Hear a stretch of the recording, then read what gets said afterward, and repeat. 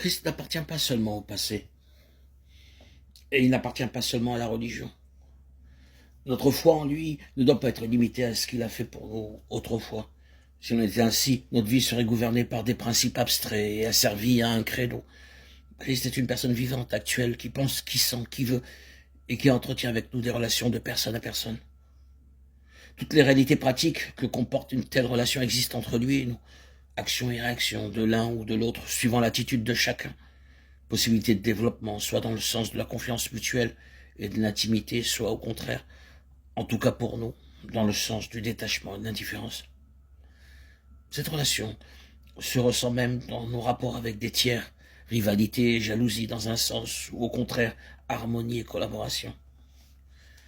Quiconque est né de Dieu sait que ces choses existent et que le Saint-Esprit en nous a parfois des réactions étonnantes.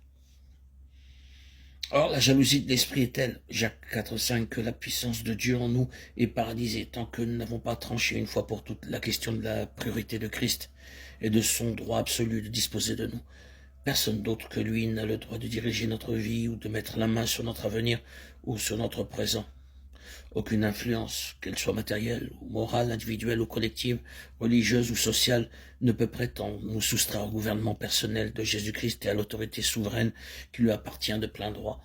La vie chrétienne ne tourne pas autour d'une question de morale, de bien ou de mal. Le plus bel idéal de sainteté, considéré pour lui-même, restera toujours quelque chose de nuageux et d'irréel.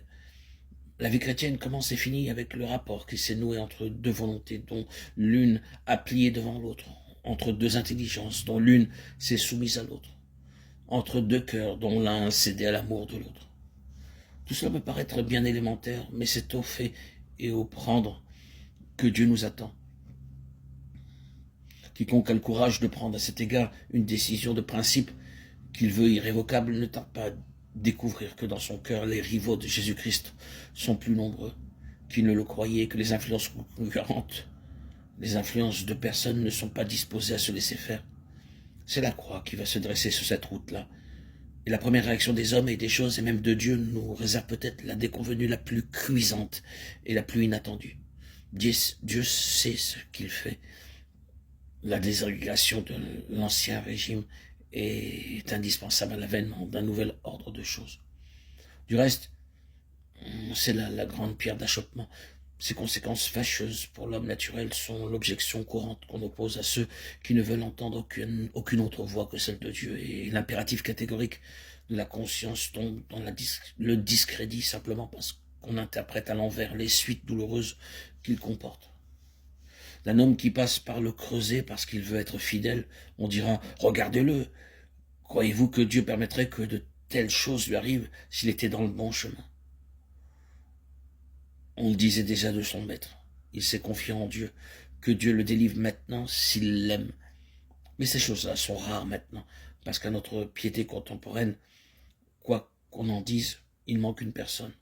On a bien la doctrine de la personne, la profession de foi, le culte, mais la personne elle-même, qui est seule capable d'exercer un gouvernement effectif et d'obtenir l'obéissance jusque dans la fournaise, où est-elle?